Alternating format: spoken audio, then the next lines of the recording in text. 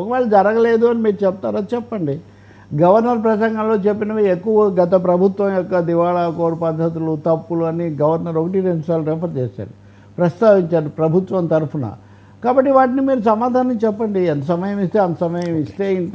కాబట్టి చాలా మందిలో ఉన్న ప్రశ్న ఇది, అంటే టెక్నికల్ అంశం. 60 రోజులు మీరు కానీ అటెండ్ అవ్వకపోతే అనర్హత వేటు. ఈ రోజు కౌంట్ అవుతుందా 60 రోజుల్లో? ఎందుకు అవుతుంది? హాజరయ్యారు కదా. అదే అంటున్నాను. అంటే ఇప్పుడు సభకి వెళ్ళిన తర్వాత మాట్లాడతారా, అరుస్తారా, అది వేరు. సంతకం పెడితే చాలు. అంత సులభం కాదండి. మన వ్యవస్థలో ఒక సభ్యత్వం రద్దు చేయటం అన్నది ఫిరాయింపుల చట్టంలో ఏదో పెట్టారు కానీ అంత సులభంగా రద్దు అయ్యేటట్టు మామూలుగా మీకు కూడా అక్కడైతే ఇంకా చాలామంది ఉద్యోగులకు ప్రభుత్వంలో మరీ గట్టిగా ఎన్ని రోజులు వచ్చారు ఈ లెక్కలన్నీ ఉంటాయి. కొన్నిసార్లు సెలవులు కూడా రద్దు అయిపోయి అవి కూడా దీని కింద నడుస్తుంటాయి హాజరైనా కానీ ఇక్కడ అదేం ఉండదు. ఇది ప్రజాప్రాతినిధ్యం వాస్తవానికి సొంత బాధ్యతతో ఉండదు కదా. మీరు సభ బయట కూడా బొత్స కానీ లేకపోతే ఇంకా బదులు ఆమె ఎమ్మెల్సీ కళ్యాణి, చాలామంది నాయకులు, పెద్దిరెడ్డితో సహా వీళ్ళందరూ మాట్లాడారంటే వైసీపీ వాయిస్ మొదటిసారిగా సభ దగ్గర గట్టిగా వినపడ్డం, సభ బయట అయినా సరే అన్నది మనం గమనించవచ్చు. అంటే ఏకపక్షమైన వ్యవహారంగా ఇది ఉండకుండా తమ గొంతు కూడా వినిపించాలని మటుకు వాళ్ళు నిర్ణయించుకున్నారు. ఆ తర్వాత వెంటనే సమావేశమై అక్కడ కూడా ఆదేశాలు ఇవ్వడం. అందుకని శాసనసభా పక్షం అన్నదానికి ఒక దాని అస్తిత్వాన్ని చెప్పుకునే ప్రయత్నం చేశారు. ఇంకా మూడోది మేమే మా కోసం అడగడం లేదు, అడగడం పవన్ కళ్యాణ్ కూడా మాట్లాడారు, అది మనం మళ్ళీ చర్చించవచ్చు. ఇక్కడ ఒక ముఖ్యమైన అంశం ఉంది, ఇవ్వచ్చా లేదా అన్నది ప్రభుత్వం యొక్క విచక్షణ మీద ఆధారపడి ఉంటుంది. ఇద్దరే ఉన్నా కానీ ఇవ్వదలుచుకుంటే ఇవ్వచ్చు, అది ప్రభుత్వం యొక్క నిర్ణయమే తప్ప అంతకంటే తక్కువ ఉంటే మీరు ఇవ్వకూడదని ఏం లేదు. ఇచ్చే అవకాశం అంటూ ఉన్నప్పుడు అడిగే హక్కు మాకుంది కదా అని ప్రతిపక్షం మాట్లాడుతుంది. దీన్ని రాజకీయంగానూ వ్యక్తిగతంగా మనం విమర్శ చేయొచ్చు కానీ చట్టరీత్యా రాజ్యాంగ రీత్యా అసలు అడగడమే తప్పు, లేదా మీరు అదే పనిగా పక్కదో అని అనడానికి మటుకు అవకాశం లేదు. చాలా అడుగుతుంటాం మనం. ఉదాహరణకు చనిపోయిన వాళ్ళకో ఇంకెవరికో ఇది కావాలి అంటాం, లేకపోతే ఇంకొకరికి రోడ్డు మొత్తం ఈ బాధ్యత మొత్తం కేంద్రం తీసుకొని వెంటనే పూర్తి చేయాలంటాం. అంటే అడిగే అవకాశం అంటూ ఉన్నప్పుడు వాళ్ళు అడుగుతున్నారు, ఇచ్చారు కూడా. పూర్తిగా లేకపోయినా గతంలో కొన్ని సభల్లో ఇప్పుడు ఇచ్చింది.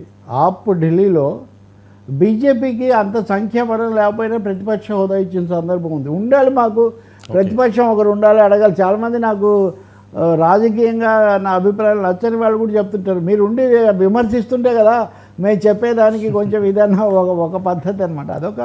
అదొక వ్యూహం. ఏదైతేనే మళ్ళీ సమావేశం అయిన తర్వాత వైసీపీ ఏం చెప్తుందో మనం చూడాలి. మీరు ఒకటి గుర్తించవచ్చు, వైసీపీ అధికారికంగా ఏం ప్రకటన చేయలేదు. సభకు వెళ్ళడం మీద కానీ, బయటికి రావడం మీద కానీ, భవిష్యత్తులో తాము అనుసరించే వ్యూహం మీద కానీ వాళ్ళు దాన్ని అలా గుప్పిట్లో పెట్టారు. అంటే జగన్ ఇష్ట ప్రకారం లేదా నిర్ణయం ప్రకారం రావడం రాకపోవడం భవిష్యత్తులో ఆధారపడి ఉంటుంది తప్ప. కాకపోతే ఇక్కడ మీకు ఒక్కటి గుర్తు చేస్తున్నాను నేను, మనం రఘురామకృష్ణరాజు వ్యాఖ్యల గురించి చాలా చర్చ చేసిన రోజు నేను మీతో మాట అన్నాను. ఈరోజు వెళ్ళడం లేదు, ఇంకా శాశ్వతంగా వెళ్ళరు, జరగదు అని మనం ఎలా చెప్పగలుగుతాము? రాజకీయ పార్టీలు ఆ సమయంలో తమకు ఏది లబ్ధి కలిగిస్తుంది అనుకుంటే అది చేస్తారు. జగన్ ఆ విధంగా చేసి ఆ మేరకు ఆయన ఫలప్రదం అయ్యాడని అనుకోవాలి, అటెన్షన్ తెచ్చుకోవడంలో అంతవరకు.